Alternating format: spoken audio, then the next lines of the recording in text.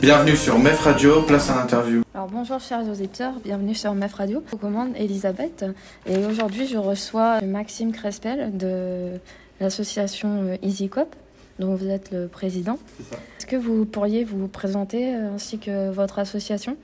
D'accord.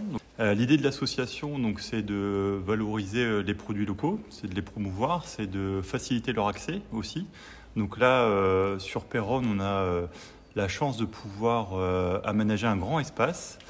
Et l'idée, c'est, quand je dis on, nous, c'est avec tous ceux qui le veulent. Donc l'idée, c'est de créer une épicerie coopérative qui sera l'occasion d'y placer des produits locaux, donc de les valoriser.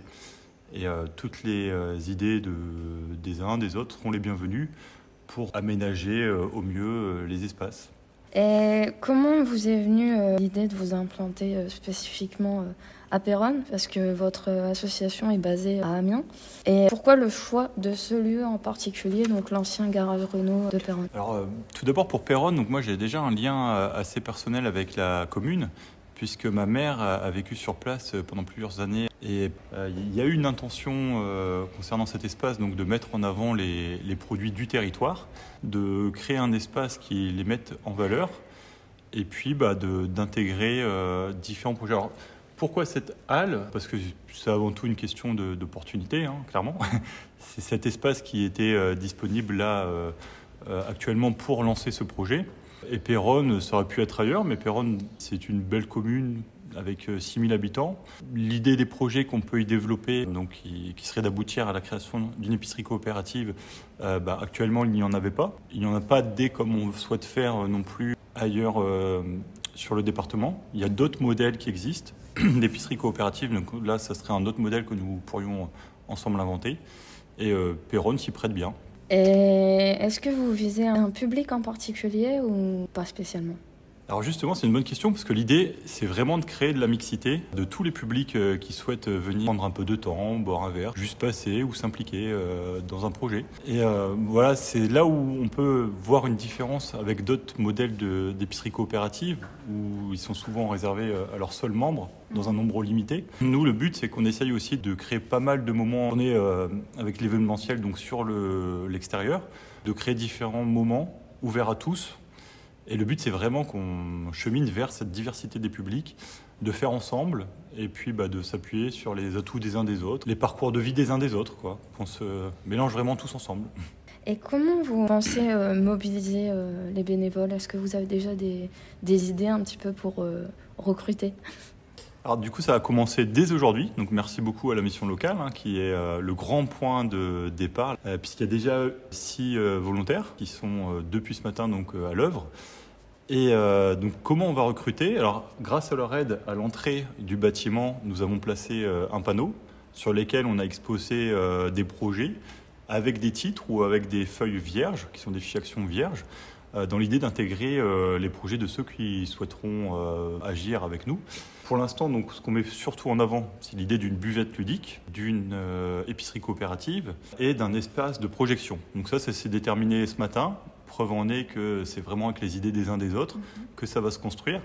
Et on va bien sûr se centrer sur les priorités. À travers tout ça, c'est dans chaque projet des missions particulières, comme de rechercher des meubles, comme d'aller les décorer, de pouvoir avoir des idées, réfléchir, discuter de comment on peut aménager, disposer des éléments. L'idée, c'est que tous ceux qui souhaitent en savoir un petit peu plus viennent les jeudis, entre 17h et 18h30, pour discuter, pour se rendre compte de ce qui est en train de se construire progressivement.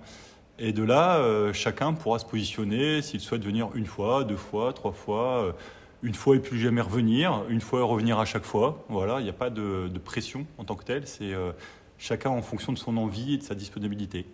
Donc il n'y a pas besoin de CV, juste de la motivation, des idées. Et est-ce qu'il y a une limite d'âge ou pas du tout ? Pas du tout, non.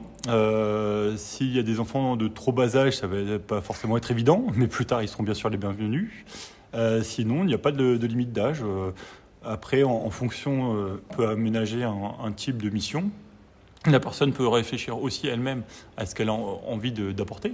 Ça peut être de peindre une armoire, par exemple. Donc, il n'y a pas de limite particulière ou de conditions physiques particulières à avoir. C'est juste, comme vous l'aviez très bien dit, l'envie, la motivation, et c'est juste ça qui compte. Donc j'imagine que pour pouvoir mettre en place ce genre d'aventure, de projet, vous avez besoin évidemment de partenariats, de financement. Donc à ce jour, vous avez déjà des partenariats, des financeurs de votre côté? Alors, il y a des choses qui sont amorcées. Je ne vais pas forcément engager ces acteurs-là qui ne se sont pas encore officiellement positionnés avec leur conseil d'administration, par exemple. Mais il y a déjà des pistes, il y a déjà des contacts, il y a déjà des personnes très enthousiastes qui prennent part à la dynamique. En effet, on va avoir besoin de mobiliser des fonds. Plus on aura d'argent, plus ça ira vite, plus on ira loin, plus on ira haut. Mais en attendant, et c'est ce que j'ai trouvé assez intéressant et encourageant en arrivant ici, c'est de la part d'un élu qui m'a dit voilà, on peut commencer en quelque sorte avec une planche et 2 tréteaux. Et en l'occurrence, c'est un peu ce qu'on fait. Mais le but, c'est aussi que ça soit esthétique, bien sûr. Nous sommes quand même dans ce superbe endroit donc, qui est aux côtés de l'espace des brocanteurs, donc, qui est propulsé par Julien Cohen. Donc, le but, c'est aussi de valoriser peut-être des meubles qui peuvent être des meubles anciens, qui ne servent plus chez les uns, chez les autres, et pourquoi pas ajouter de la peinture, embellir, égayer un petit peu tous ces meubles qui, pour le moment, ne sont plus utiles. C'est aussi des dons matériels dont on a besoin. Et pour le côté financier, il y a plusieurs moyens de contribuer. Donc en effet, s'il y a des acteurs, c'est forcément intéressant qu'il y ait des acteurs importants qui puissent apporter un financement. Mais il faut aussi voir l'aspect coopératif, qui sera permis par le futur statut de société coopérative d'intérêt collectif. Et en cela, chacun peut, par exemple, ceux qui le souhaitent, prendre une part de sociétaire. Ça, c'est déjà un moyen de financement. Ensuite, un autre moyen de se financer, alors là, c'est le cas dans d'autres épiceries coopératives associatives, où là, chacun met, par exemple, 40 € par an pour aider à financer les frais de fonctionnement. Nous, on ne va pas forcément aller là-dessus, sur une obligation en tout cas de payer à l'entrée. Et dans ces épiceries-là, ce qui fonctionne aussi, c'est que chacun laisse 50 € de trésorerie auquel il ne touche pas, jamais. C'est cet argent-là qui peut permettre d'acheter les produits auprès des producteurs, d'acheter comptant, d'acheter directement auprès des producteurs en lot des produits. Donc ça, c'est un moyen aussi de se financer. Donc c'est un appel à la communauté, des personnes qui sont intéressées de soutenir. Ils soutiennent, au-delà d'un projet, ils soutiennent des producteurs du territoire, ils soutiennent le territoire. Donc c'est aussi un moyen d'aider financièrement. C'est cet appel à la communauté de personnes qui veulent s'impliquer. Mais au niveau des partenaires, le but, c'est vraiment de faire avec tous ceux qui le souhaiteront. Si certaines associations, par exemple, ont des projets mais vont peut-être manquer d'espace, c'est l'occasion, de manière exceptionnelle ou durable, de venir implanter l'une de leurs activités ici.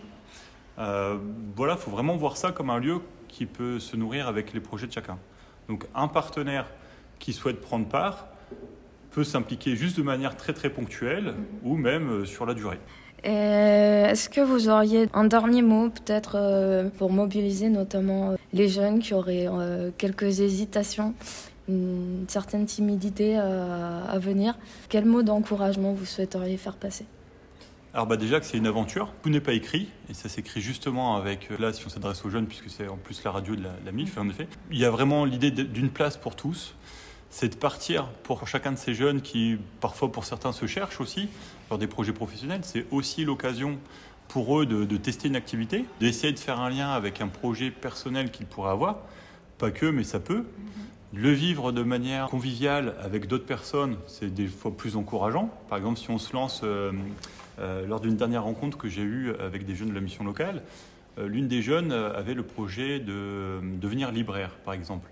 Donc ça, c'est l'occasion, pourquoi pas, de créer un petit événement sans pression autour du livre, un échange qui dure 1 heure, une fois. Et avant toute chose, c'est aussi de se dire, il n'y a pas l'obligation de réussir. On essaye, on se trompe, on rate, c'est pas grave du tout. Et après, la timidité est la meilleure des choses de la surpasser. c'est justement d'aller se mélanger avec les autres. Donc là, de venir dans un cadre qu'on espère, qu'on va chercher à rendre convivial, sécurisant, ouvert, chaleureux. Donc le but, c'est, chaque personne doit pouvoir y trouver sa place et on sera là pour faire en sorte que si quelqu'un n'est pas en accord avec ça, de garantir ça. Avant toute chose, on regardera tout ce qui est réglementaire ensemble pour que ça soit carré, mais voilà, on teste, on essaye, on innove, on se plante et c'est pas grave. On avance. Je vous remercie beaucoup pour le temps que vous nous avez accordé et pour cet entretien qui a été vraiment très enrichissant et au plaisir de voir l'évolution de votre projet. Au plaisir de rencontrer tous les Peyronais ici.